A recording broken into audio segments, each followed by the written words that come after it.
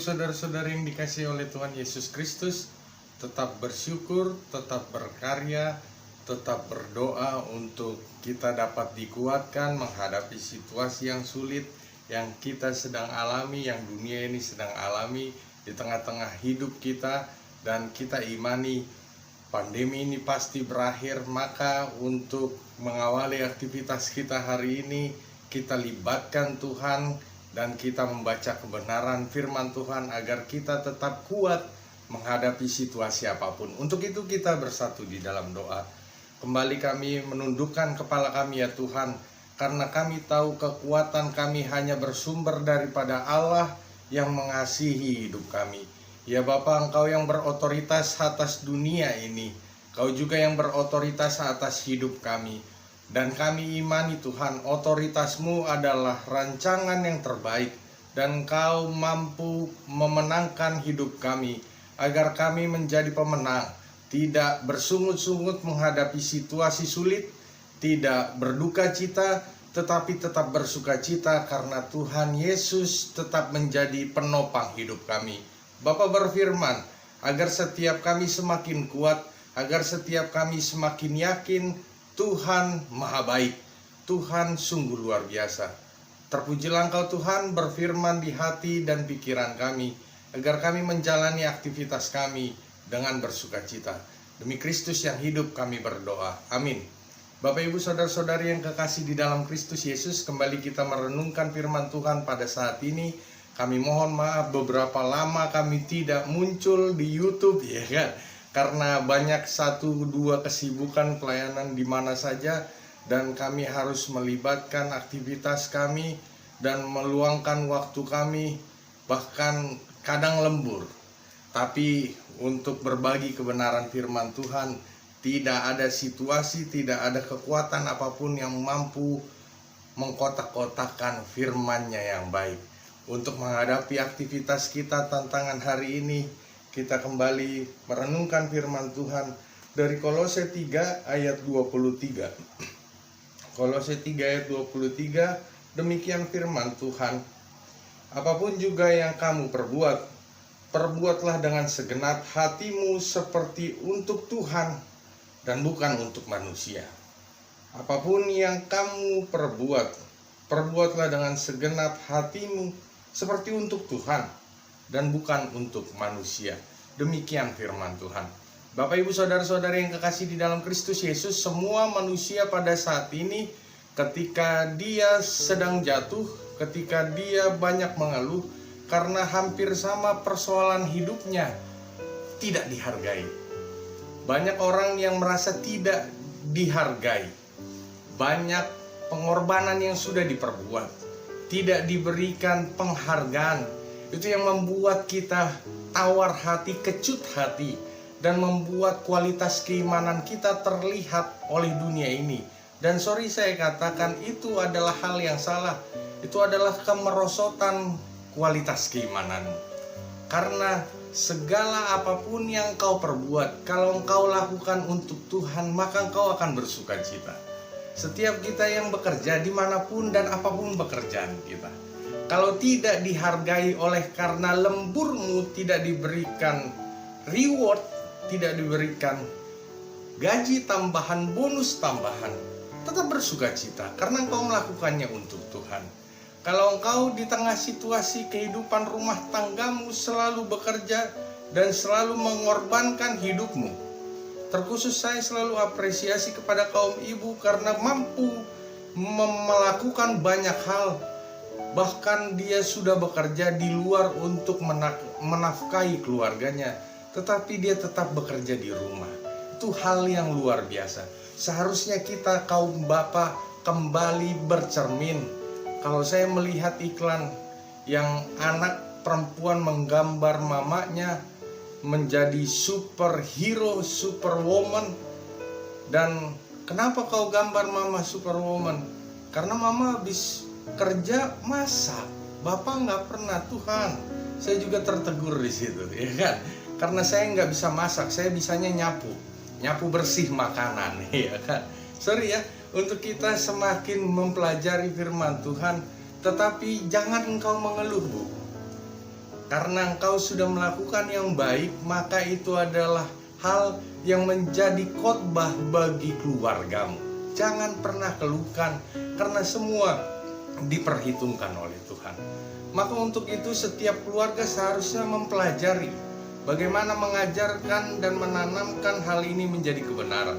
Saya mempelajari ini penting agar setiap kita tidak sebentar-sebentar tawar hati di tengah tantangan atau tidak dihargai dunia sekalipun. Karena kita melakukan yang baik itu semua untuk Tuhan kok. Karena saya ingin berbagi kepada kita semua untuk di tengah hidup berumah tangga, seharusnya engkau melihat hal yang melalui kebenaran pada saat ini ada dua hal. Bagaimana pola pengajaran orang tua kepada anaknya. Yang pertama, selalu orang tua memakai materi di dalam mengajarkan anaknya. Sedikit-sedikit uang, sedikit-sedikit uang. Ini yang membuat emosional dan hubungan kedekatan, bondingnya tidak dapat antara orang tua dan anak. Karena orang tua ngegampangin semua dengan materi. Anak gak bisa atau tidak pintar di tengah pelajaran yang dihadapi di studinya, engkau langsung memberikan les. Sekarang udah enak, lockdown sekalipun ruang guru ya kan. Sorry, saya bukan endorse ruang guru, tapi semua di les.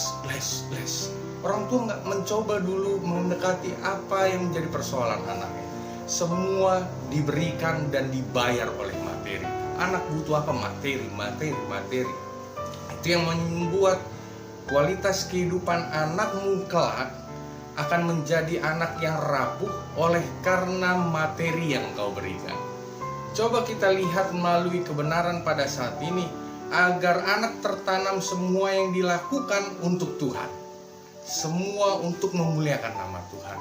Maka kebenarannya seharusnya kita mengajarkan value kepada anak, nilai kebenaran, untuk melakukan segala sesuatu dengan bersukacita, karena itu mempermuliakan nama Tuhan.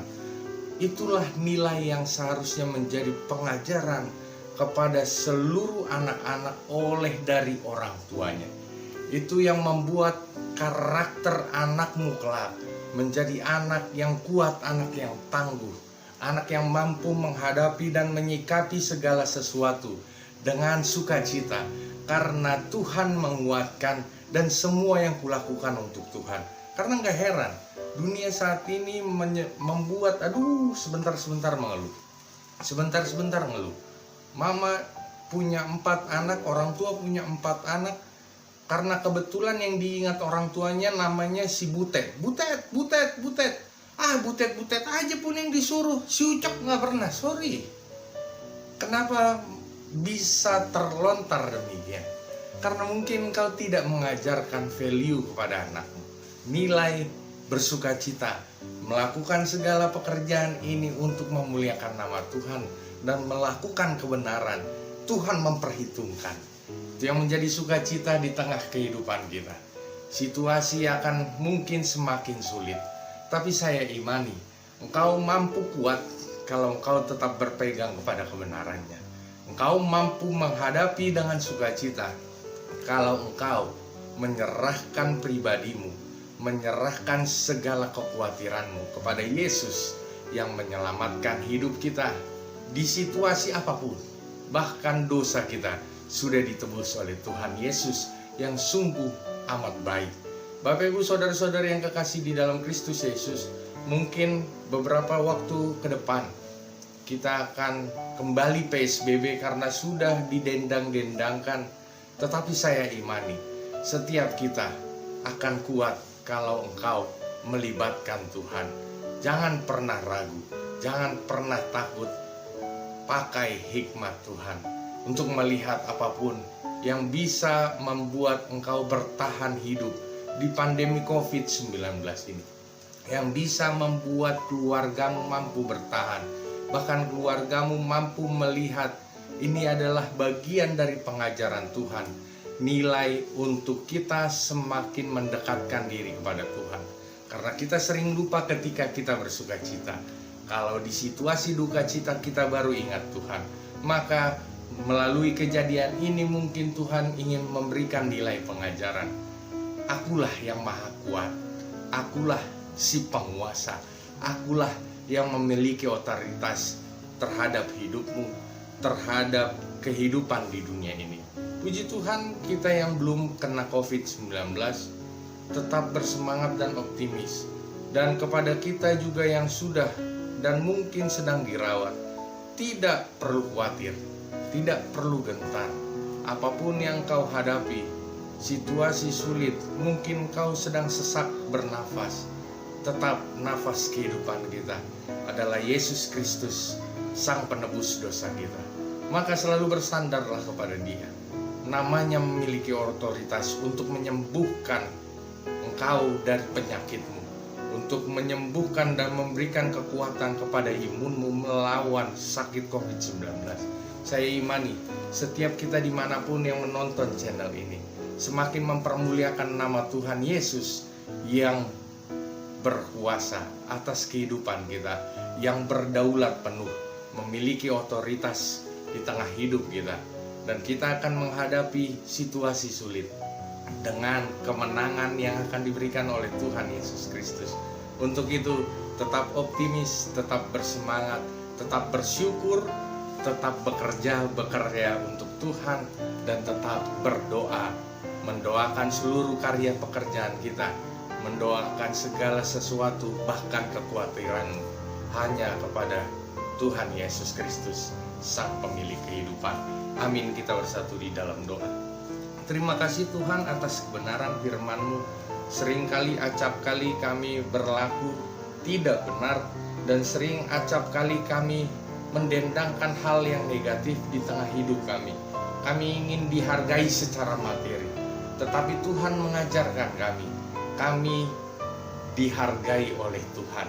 Segala apa yang kami perbuat untuk mempermuliakan nama Tuhan. Ya Bapa, Engkau yang berdaulat penuh atas hidup kami. Kau tahu situasi sulit yang sedang kami hadapi, pribadi lepas pribadi, keluarga demi keluarga. Ya Tuhan, Engkau tetap Allah yang menopang. Engkau juga yang memimpin pribadi hidup kami. Untuk itu kami berserah kepadamu Tuhan, agar Engkau tetap membentengi hidup kami, memberikan kami kesehatan, dan menunjukkan jalan Tuhan untuk kami jadikan jalan berkat. Tetapi kami tidak memuji dan memuja berkat yang Kau berikan. Kami hanya menjadikan berkat-Mu sebagai alat untuk menghidupi kehidupan kami. Jangan kami bersandar hanya kepada berkat. Kami harus bersandar kepada Tuhan Yesus dan hanya mencintai Tuhan Yesus.